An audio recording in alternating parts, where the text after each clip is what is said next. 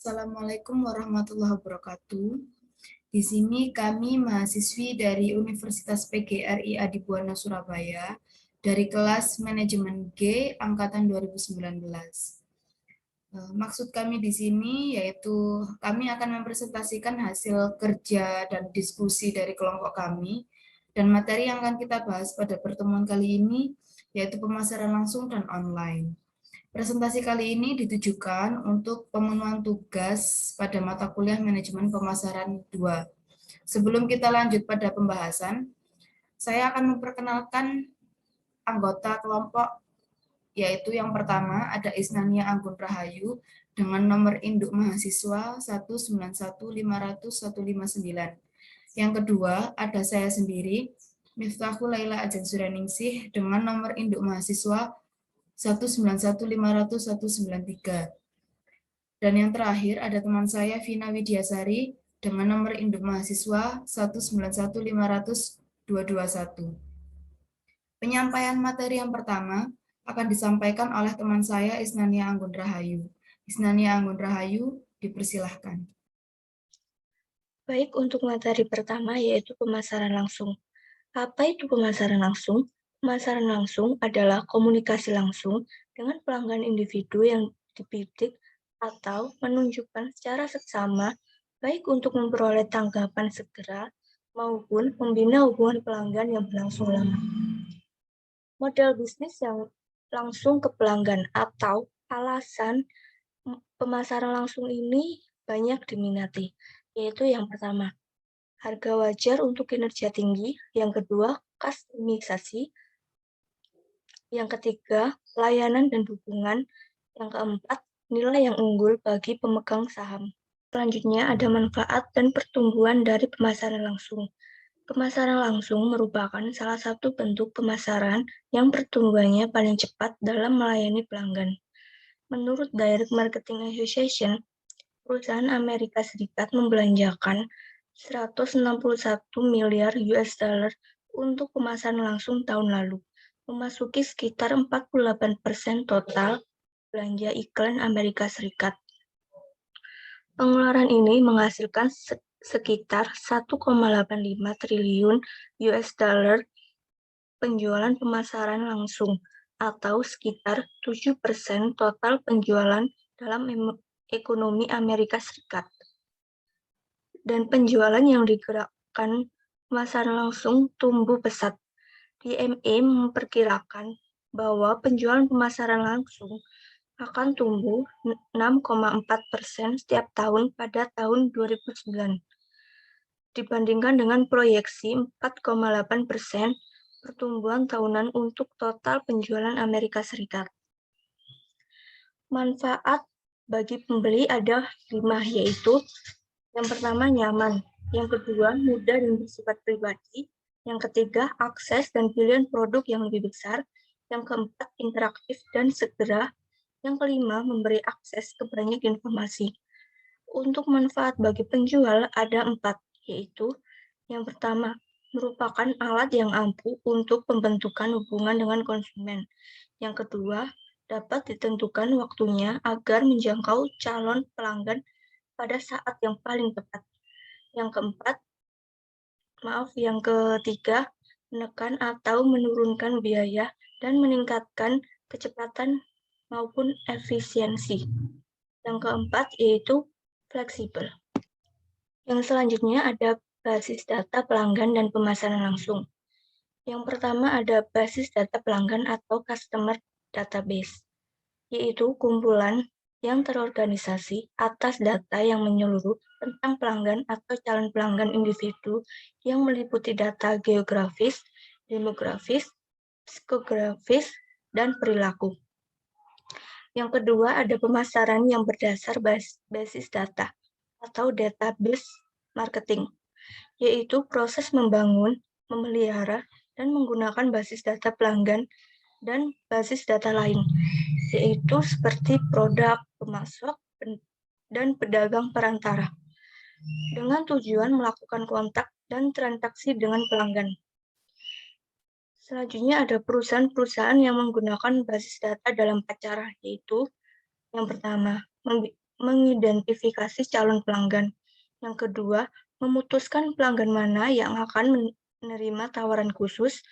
Yang ketiga, memperdalam kesetiaan pelanggan. Yang keempat, mengidentifikasi kembali pembelian pelanggan.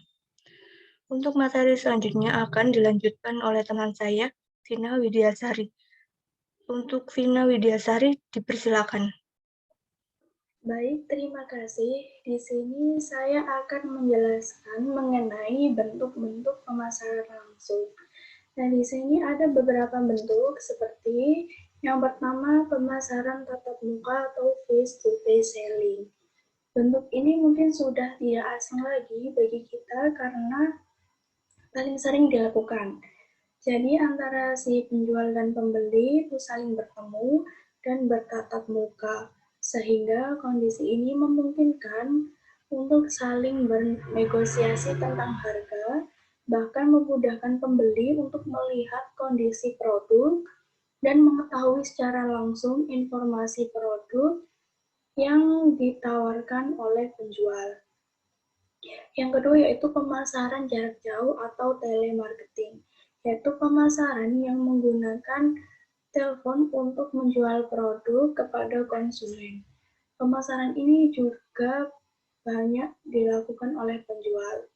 Tetapi di sini ada kelemahannya, yaitu banyak calon pembeli yang tidak menyukai dengan sistem pemasaran ini karena mereka merasa terganggu.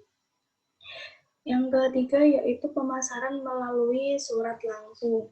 Dalam hal ini biasanya pemasaran surat langsung itu meliputi tindakan mengirimkan tawaran seperti adanya pemberitahuan atau item lain kepada seseorang dengan alamat khusus seperti isinya bisa berupa surat, iklan, ataupun contoh produk yang ditawarkan.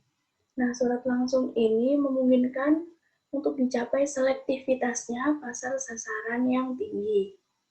Surat langsung itu contohnya seperti email atau faksimiil. Jadi penjual mengirimkan pemberitahuan produk-produk lewat email atau yang lainnya. Kemudian pembeli bisa melihat produk yang ditawarkan dengan jelas itu melalui email tersebut. Yang keempat yaitu pemasaran melalui katalog. Mungkin sebagian dari kita pernah melihatnya dan bahkan menggunakannya. Contohnya seperti pemasarannya Oriflame. Mereka banyak menggunakan katalog. Jadi para pembeli bisa melihat produk yang ditawarkan. Misal di bulan ini ada produk apa saja yang dijual, apakah ada promo ataukah tidak. Contoh lainnya yaitu Indomaret. Katalog yang dibagikan pasti berisikan produk-produk yang dijual dengan disertai promo-promo. Bahkan tertuliskan tanggal kapan dimulainya dan kapan berakhirnya. Yang kelima yaitu penawaran melalui televisi yang menghasilkan tanggapan langsung. Artinya yaitu pembeli dapat melihat pemasaran yang dilakukan oleh penjual secara langsung melalui televisi.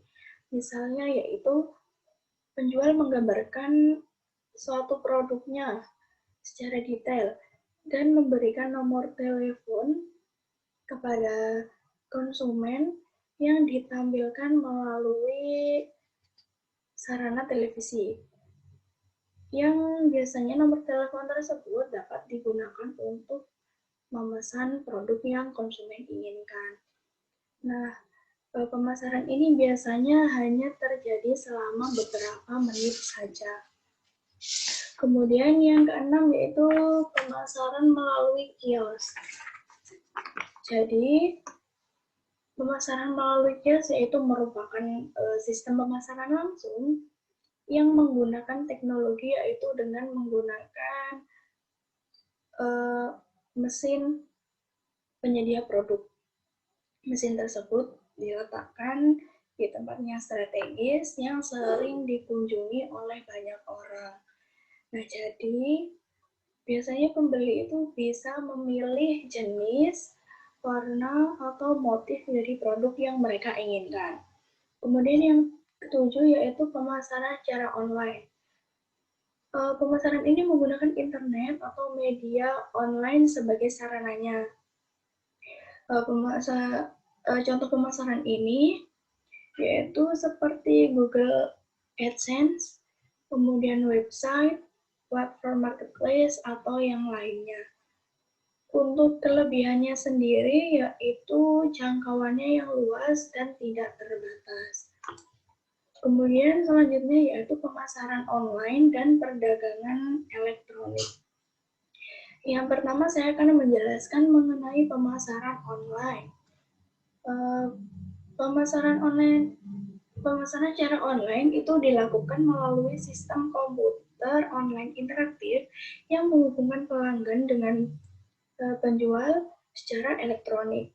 Jadi untuk memasarkan suatu produk atau jasanya itu melalui atau menggunakan media elektronik atau internet. Untuk media pemasaran online-nya itu berupa media sosial, search engine optimization atau SEO, kemudian email pemasaran, search engine marketing atau SEM, pemasaran afiliasi, influencer marketing, dan pemasaran konten. Untuk jenis saluran pemasaran online-nya itu ada dua, yaitu yang pertama layanan online komersial. Untuk layanan online komersial merupakan layanan yang menawarkan informasi dan layanan pemasaran online kepada pelanggan yang membayar biaya bulanan. Yang kedua yaitu internet. Kalau di internet kita bisa dengan membuat blog, website, email, atau media sosial lainnya untuk menampilkan atau menawarkan produk yang akan dijual. Keuntungan dari pemasaran online. Yang pertama, mengurangi biaya. Kedua, dapat diukur real time. Yang ketiga, cepat menentukan target. Yang keempat, paparan jangka panjang. Yang kelima, jangkauannya lebih luas. Yang keenam, menghemat waktu dan tenaga. Yang ketujuh, proses lebih mudah. Dan yang kedelapan, mudah dipantau. Yang selanjutnya yaitu perdagangan elektronik. Perdagangan elektronik itu merupakan istilah umum untuk proses membeli dan menjual yang didukung oleh sarana-sarana elektronik. Dan untuk pasar elektroniknya, yaitu merupakan ruang pasar di mana penjual menawarkan produk-produk dan jasa mereka secara elektronis, dan pembeli mencari informasi atau mengidentifikasi apa yang mereka inginkan dan memesan dengan menggunakan kartu kredit atau sistem pembayaran elektronik yang lainnya. Kemudian ada konsumen online. Jadi internet itu bisa dijangkau atau diakses oleh semua orang, tidak terkecuali. Kemudian di dalam perdagangan elektronik itu kita bisa melakukan pemasaran online. Itu dengan yang pertama, menciptakan kehadiran online elektronik. Yaitu bisa dengan membeli ruang layanan online komersial seperti yang saya jelaskan tadi, dan juga bisa membuka situs internet sendiri. Yang kedua yaitu kita bisa memasang iklan secara online. Yang ketiga, berpartisipasi dalam forum-forum internet seperti newsgroup, bulletin, atau web community. Kemudian yang keempat yaitu menggunakan surat elektronik atau webcasting. Sekian penjelasan dari saya. Untuk materi selanjutnya akan dijelaskan oleh saudari Miftahul Laila. Sekarang kita masuk pada pembahasan untuk pemasaran langsung terpadu. Pemasaran langsung terpadu memiliki pengertian yaitu kampanye pemasaran langsung yang menggunakan sarana dan tahap ganda untuk memperbaiki tingkat tanggapan dan laba. Perlu digarisbawahi dan kita fokus pada kalimat untuk memperbaiki tingkat tanggapan dan laba. Jadi pada intinya, pemasaran langsung terpadu ini segala hal yang dilakukan oleh perusahaan atau pelaku usaha untuk memperoleh tanggapan yang berupa kritik dan saran dari konsumen. Harapannya, perusahaan atau pelaku usaha ini dapat menjadikan tanggapan dari konsumen tersebut sebagai tolak ukur dalam melakukan evaluasi. Jika sebuah perusahaan terus melakukan evaluasi, akan berdampak pada semakin baik pula bisnis yang dijalankannya. Mulai dari intern bisnis yang dijalankannya semakin menjadi lebih baik, produk yang dipasarkan juga akan menjadi lebih baik, sehingga akan bisa untuk berdampak pada menaikkan laba. Dalam pemasaran langsung terpadu, perusahaan dapat melakukan beberapa hal sebagai berikut. Terdapat 5 poin yang dapat dilakukan oleh pihak perusahaan. Yang pertama ada iklan yang dibayarkan beserta saluran tanggapannya. Jadi pihak perusahaan atau pelaku usaha dapat memasangkan iklan, di mana iklan tersebut berisi tentang promosi produknya, dan di dalam iklan tersebut disisipkan sebuah form agar konsumen atau masyarakat yang melihat iklan tersebut dapat mengisi tanggapannya, bisa berupa berbagai macam pertanyaan, kritik, dan saran. Harapannya, perusahaan dapat membaca tanggapan tersebut dan dijadikan sebagai tolak ukur dalam melakukan evaluasi. Yang kedua ada surat langsung. Surat langsung ini dapat berupa surat elektronik atau email. Pihak perusahaan atau pelaku usaha dapat mengirimkan surat langsung tersebut atau email tersebut secara pribadi kepada konsumen, di mana email tersebut dapat berisi mengenai berbagai macam pertanyaan, terus kritik, dan saran. Nah, tanggapan dari konsumen ini nanti akan dijadikan untuk bahan evaluasi. Mungkin terfikirkan pertanyaan dari mana perusahaan mengetahui alamat email pribadi seseorang. Gambarannya seperti ini. Ketika kita menginstal suatu aplikasi e-commerce, sebelum menjalankan aplikasi tersebut, kita pasti mengisi data diri kita sendiri. Mulai dari usia, gender, alamat rumah, sampai alamat email. Dan kita secara sukarela menyetujui kebijakan dari aplikasi tersebut.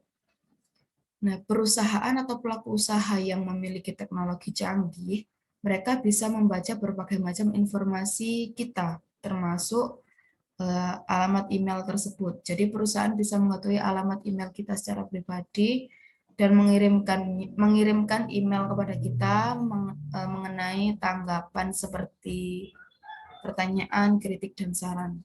Yang ketiga, ada pemasaran jarak jauh keluar.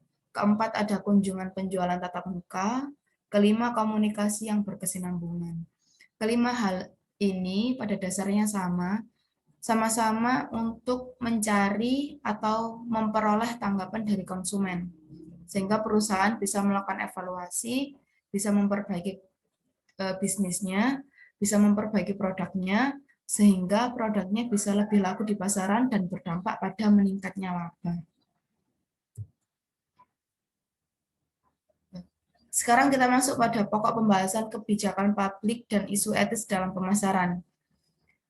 Kita fokuskan pada isu etis pemasaran online, karena memang pemasaran online sangat memberi dampak terhadap adanya isu etis atau pelanggaran. Yang pertama yaitu isu-isu pelanggaran privasi. Ada gangguan dan kejengkelan. Jadi contohnya seperti ini, panggilan tengah malam atau panggilan kepada konsumen saat konsumen sedang sibuk. Karena tentunya pihak perusahaan atau pelaku usaha tidak mengetahui jam kerja dari konsumen tersebut. Lalu seperti perkataan dari pelaku usaha online atau perusahaan yang menyinggung perasaan konsumen. Biasanya kalau di e-commerce itu terjadi pada room chat. Nah, hal-hal semacam itu akan menyebabkan ketidaknyamanan, gangguan, dan kejengkelan yang dirasakan oleh konsumen. Yang kedua yaitu ketidakjujuran. Pelaku usaha atau perusahaan itu seringkali melakukan hal-hal yang tidak jujur dan cenderung memanfaatkan situasi, sehingga ada pihak-pihak yang dirugikan. Yang ketiga, ada ketidakadilan. Pelaku usaha atau perusahaan, baik itu pada pemasaran online atau offline, mereka akan cenderung melakukan segala hal agar produknya itu bisa laku habis di pasaran. Misalnya seperti ini, ada oknum-oknum tertentu yang memasarkan produknya kepada orang yang memiliki usia lanjut dan cenderung memaksa agar orang tersebut membeli. Nah, hal-hal ini tidak diperbolehkan. Yang selanjutnya ada penipuan dan pemalsuan. Karena pada pemasaran online, pihak konsumen itu tidak bisa melihat dan menyentuh produk tersebut secara langsung. Nah, kondisi seperti ini dapat dimanfaatkan oleh pelaku usaha online atau perusahaan untuk melakukan penipuan. Produk yang dipasarkan melalui gambar yang begitu menarik, ternyata produk yang sesungguhnya tidak sebagus itu kualitasnya. Nah, ini dinamakan penipuan. Nah, dan yang kedua ada penyerangan privasi.